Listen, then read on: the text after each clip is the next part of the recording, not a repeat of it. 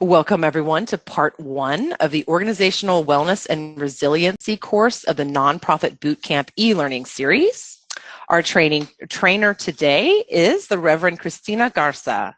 Cristina is the founder and president of Garza Consulting Incorporated and is the senior capacity builder at the Social Change Institute of Community Health Councils in Los Angeles, California. Cristina has almost 30 years of experience working with and in nonprofit organizations as a community activist, youth development professional, nonprofit executive, foster care advocate, and participatory action researcher. For the last 9 years, she has administered her private consulting firm that specializes in organizational development, capacity building, evaluation, and fund development. More recently, Christina's work has focused on facilitating individuals and organizations to truly embody social justice and equity to create collective impact through a commitment to self-care, healing justice, and mind-body-spirit connection. The Chicago native holds a master's degree and is ABD, all but dissertation, in political science from the University of Michigan, Ann Arbor. She's also a licensed and soon-to-be ordained minister with the Unity Church Worldwide Ministries. Cristina is an adoptive mother and former foster parent and the unofficial adoptive grandma of 8 kids. She lives in Chicago with her 18-year-old daughter, Isabella, and with her highly intelligent Shih Tzu, Cutie. Her self-care activities include various Chinese medicine modalities, yoga, meditation, salsa dancing, antiquing, traveling, and shopping for shoes. Cristina was a participant in the Food Systems Leadership Retreat in New Orleans last summer and then joined us as a co-facilitator for the Kansas City Retreat in October, where we got to know her a lot deeper, and we're so delighted to have her join us as a trainer for this year's Nonprofit Bootcamp series. So Cristina, you can take it away.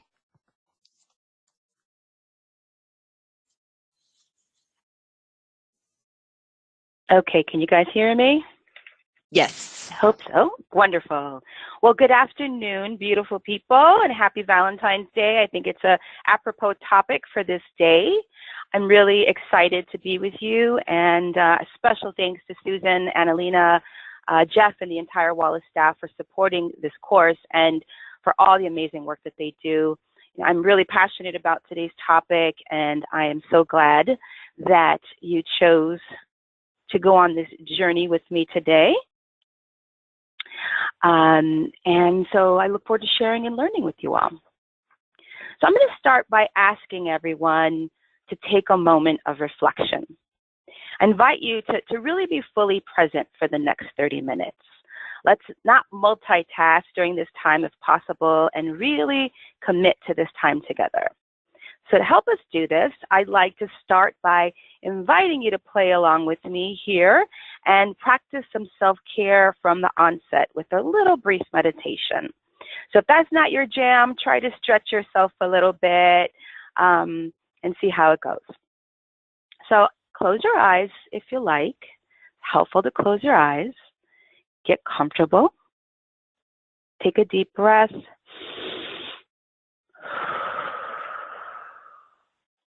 Take some deep, cleansing, beautiful breaths. Breathing in this wonderful energy of this space and breathing out what no longer serves you. Relax in your chair or wherever you are. Maybe you roll your shoulders back, gently roll your neck. Let go of whatever happened today, this morning, this week, and rest and lean into this moment. And in this beautiful space we are co-creating together, let's take a moment to reflect. What is real for you now in your self-care healing journey? How might you learn to embody wellness for yourself and others? What do you need to be your highest and best self? As we prepare to affirm ourselves and each other, we set the intention to learn and grow together. We set the intention to honor practices and systems that celebrate our personal and collective wellness. Together, we are creating the beloved, conscious community of justice, equity, love, and compassion. We see it, we feel it, we know it, we live it. And we are joyful and grateful. Take a deep breath and open your eyes. And now we are really ready. So let's rock and roll. So I'm in the continued spirit of reflection. I'm going to ask you to think through the following questions and see how they resonate with your life and your experience. Are you stressed? Do you work long hours? Is work your life? Do you not have time to eat? Do you often skip lunch and maybe, if you're lucky, have lunch at your desk? Are you prone to back-to-back meetings so there's no time for reflection or planning? Do you not take time off or really make time for vacation? Or do you go on vacation, but you find that you're sick on vacation, or you're still worried and stressed and you can't decompress? Do you suffer from a chronic illness or some unexplainable illness? Do you feel depressed? Are you overwhelmed with the current political climate, or are you fearful of the future? Do you feel unsupported in your job? Perhaps taken advantage of, maybe even mistreated or abused? Do you feel guilty if you take time for yourself? Are you just burnt out? If any of these things ring true for you or for people close to you, then you're in the right place today. And for these reasons and many more, our wellness topic today is so critically important. You know, we often think of self-care as this private and personal thing that we do after work. But how is self-care intricately tied to organizational sustainability and social justice impact? In this course, we will explore how we can create a culture of wellness and employee practices of self-care and group care. We'll look at ways nonprofit leaders can model and promote a commitment to wellness and self-care. The goal here is to explore how we can create an organizational health culture that supports an environment where we can do our best work and heal, change harmful behaviors, and grow as people. This provides a more powerful springboard for collective action and social justice impact. So today is the first of a three-part course. The overall course objectives are as follows. So the first is to take your self-care seriously as something that is non-negotiable. Just as you eat every day, you need to care for yourself every day, and that's our objective.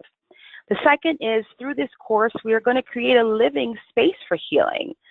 We're going to share our stories, and we'll be receiving support. And third, we're going to create dialogue as to how we can change nonprofit workplaces and share ideas and resources to do that. And the last is really about catalyzing systems change for healing justice. We're going to raise awareness and advocate for a different way of doing nonprofit work. I know these are perhaps lofty goals, but even if we can just accomplish number one, taking self-care as a priority, we have done a huge service to the movements that we represent. So the course modules will go as follows. Today we'll start with the first module. And that's really just an introduction. Because we're all at various levels in our understanding of self-care, we really need to do some level setting.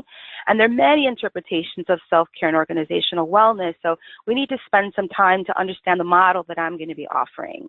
I'll provide some concrete tools today to develop or strengthen your self-care and group care practices. And then next week, we'll move on to Module 2. It's really where we're going to get into the nuts and bolts of self-care. I'll provide detailed examples, resources, exercises, assessments.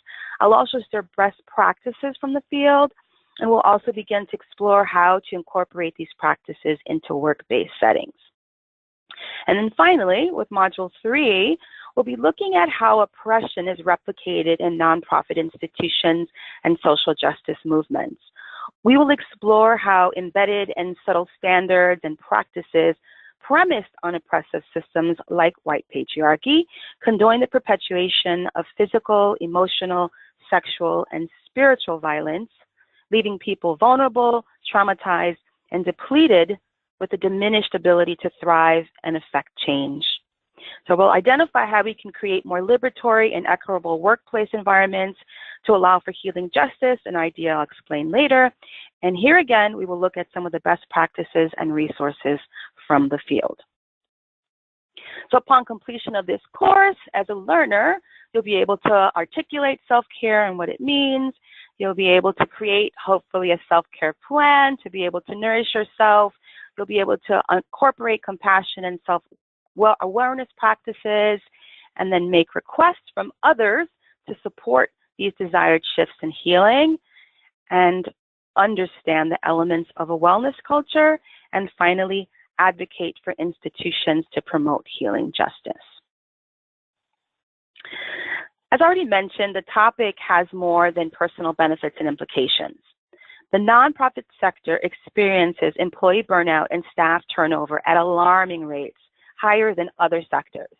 According to the 2016 Nonprofit Employment Practices Survey, nonprofit turnover has crept up from 16% to 19% over the past few years. Furthermore, a recent joint Stanford-Harvard study showed inequities in the impact of workplace stress affect women and people of color at higher rates.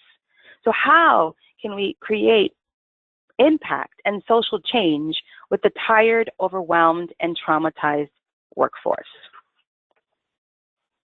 The situation, however, is much more serious than burnout. The stress and lack of self-care of nonprofit staff can lead to serious illness and even death. The cartoon that you see is a man possibly in the ER, and he's clearly in pain and distress, and yet he's lamenting, my grant, my deadline, it's due on Thursday, and he's freaking out. We may be in a critical situation, and we're still thinking about work. And this has been my story. I'm sure that this has been your story or someone you know. I've witnessed or heard about nonprofit professionals ignoring their own health for the movement. In an organization I recently worked with, the founder died of cancer. She was diagnosed very late with an advanced cancer because she had been putting off going to the doctor because she was working so much and so committed to the work. And even after she was diagnosed, she continued to work with the same or more fervent pace to make sure that perhaps she didn't die in vain. Sadly, this is the story of many nonprofit professionals, especially women, and even more so, women of color. Now, beyond burnout and health issues, we have another issue that compounds these problems. And I offer you this funny little comic. This employee is obviously in court, and we assume perhaps attempting to sue his employer, and he's full of boils and some obvious disease, and his lawyer and the judge are wearing hazmat suits. And his lawyer asks him, and your workplace, would you describe it as toxic? Yeah, you know. Self-care in this situation becomes a necessity when we have to take into account the rampant toxic cultures in nonprofits. Take, for example, the scandal with the Silicon Valley Foundation less than a year ago. You may have heard about it.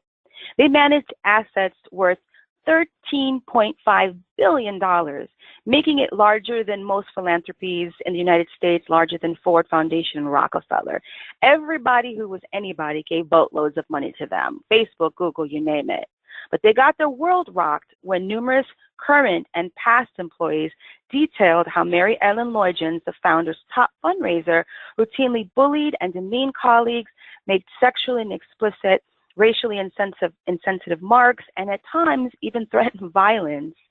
The employees say that Emmett Carson, the foundation's chief executive, ignored multiple complaints about abusive behavior by Ms. Lloyd-Jones because she was responsible for much of the organization's growth. Money and power came before people and principle. And this is sadly the rule, not the exception. I have my own stories that will raise the hairs on the back of your neck. And I'm sure you have your own stories of pain, abuse, and trauma. And after 29 years in this field, I know that this is our dirty little secret, and we need to start calling it out. Warning, working here may be hazardous to your health and sanity. So given all this, what is self-care? We have the traditional view of self-care, and I can't show you my little video from Parks and Recreation that I love oh so much, but we'll put the link in later so you can see it. It's like what I call the treat yourself model. You know, it's more about the external gifts, like how you're going to be doing things for yourself. And, you know, self-care is often thought of as just this, these self-indulgent acts, usually acts of external reward or material reward. And yes, that is part of self-care. That's important too. But in this course, we're going to go way beyond that. We're going deeper and wider. We're looking at ways to begin to change our internal selves and the way we care for our mind and bodies. And it may mean opening up to new practices and embracing ancient indigenous practices that have been dismissed and suppressed or vilified. And it may mean looking beyond the ways and the practices that are currently sterilized or commodified. I mean, let's take yoga, for example. Yoga is known for its postures, what they call asanas. But postures, such as those that we know today, often figured among the auxiliary practices of yoga systems. They were not the dominant component. They were subordinate to other practices like pranayama, which is the expansion of vital energy by means of the breath, the dharana, which is like a focus or meditation, and nada, which is about sound. And it certainly didn't have the health and fitness aim as it does today. I mean, today we have sorts of watered down versions of yoga that are far from its radical and transformative origins. And I say this not to demean these new forms of yoga, only to say that there is so much more of our history and ourselves that we do not know or understand. And there is a wisdom that we have been severed from that we must reclaim. Self-care is about the mind-body-spirit connection that we have lost over time. The model I want to offer you today is focused on radical self-care that is synonymous with the idea of healing justice. Now, most people know this quote that you see on the screen: caring for myself is not self-indulgent, it is self-preservation, and that is an act of political warfare. And that quote is from poet, writer, and activist Audre Lorde. But most people don't know the context in which it was written. The lines preceding her famous quote are the following: I had to examine in my dreams, as well as in my immune function tests, the devastating effects of overextension. Overextending myself is not stretching myself. I had to accept how difficult it is to monitor the difference. That was written in 1987 when she was battling with cancer. In her book, A Burst of Light, where this quote originates, she talked about how her activist career was full of trauma and grief and loss and pain and anger that consumed her and made her sick.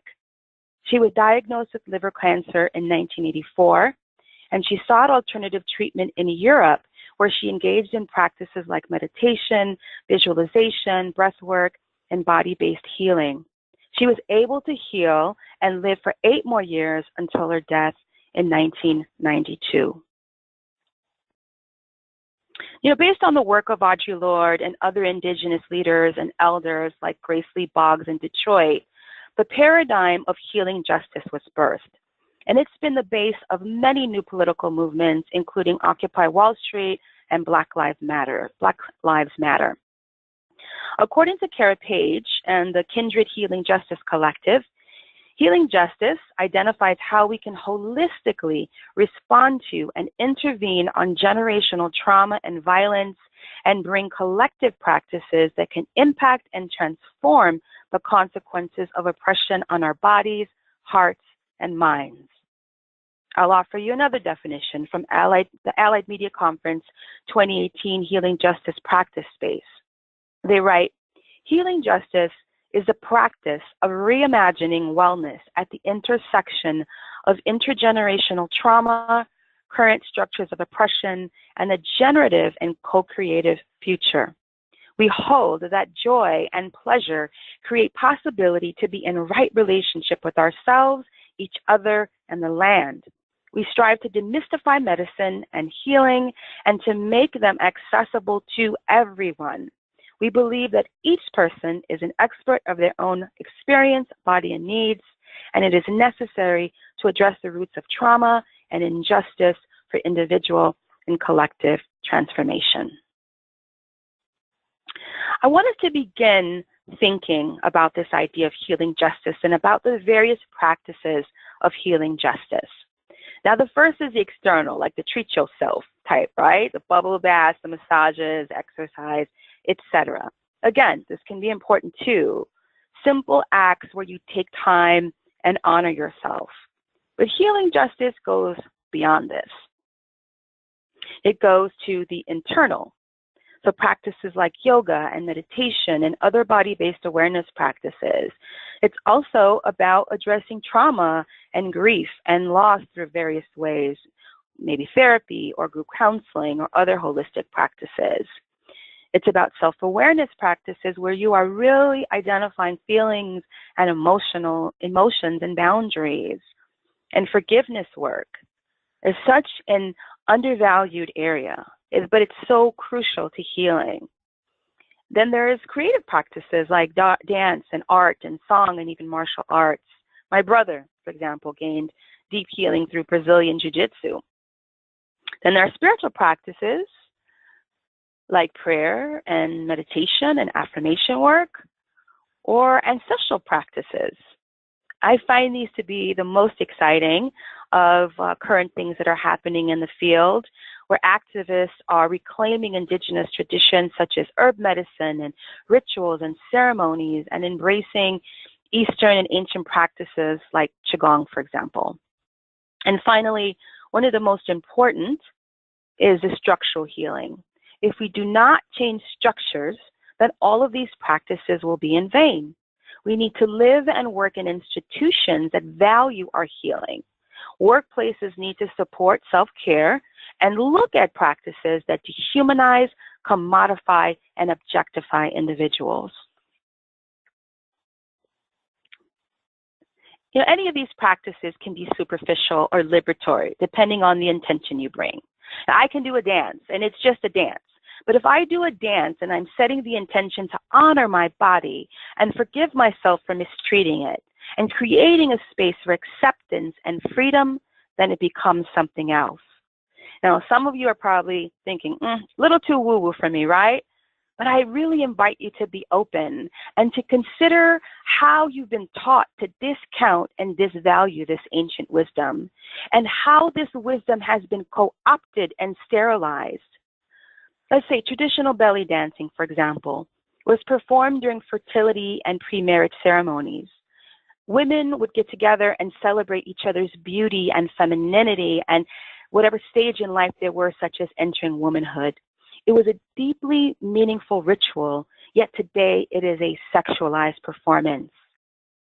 Healing begins with taking back things that were taken or lost and giving back what does not serve us.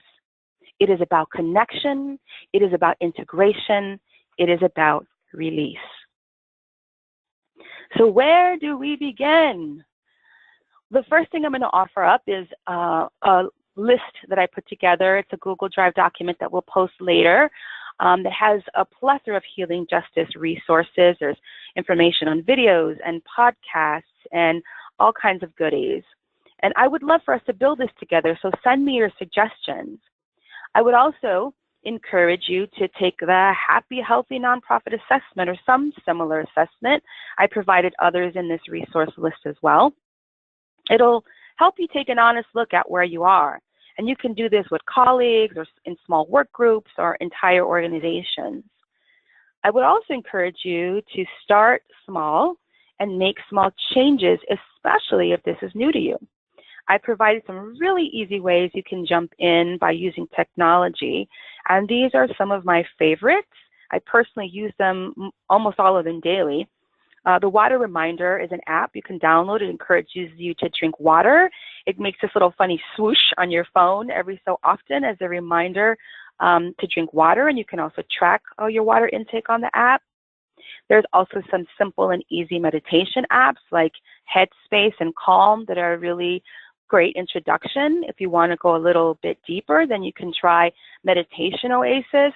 There's over 50 meditations you can choose from with different times and themes. So if you have 5 minutes or 30 minutes, or even meditation to start a meeting, that's on there. So it's such an amazing resource that I absolutely love and encourage you to check out. The next is, I'm a huge fan of Yoga by Adriene on YouTube. You know, she's this young and quirky girl, and she makes yoga fun and approachable, but she really holds to yoga's deep transformative origins, and that's what I so appreciate about her, that she really creates that balance. And there's tons of her videos on YouTube. You can also use fitness trackers like Fitbits. Those are great too. I bought mine mainly for the movement reminder. I work from home and I'm on a computer hours and hours a day, so it vibrates on my wrist to remind me to get up and move. It's simple, easy, doable things. I mean, these are simple, easy things that we could all do to begin, and all of this is on the Healing Justices resource that we'll provide for you as a Google Doc. Another thing I want to offer up, and I really encourage everyone to do this, super cool, it's this 21-day self-care challenge. It's created by Move to End Violence, an organization in Washington, D.C., working to end violence against women and girls. And they created this as a resource for individuals and organizations to practice self-care for sustainability and impact.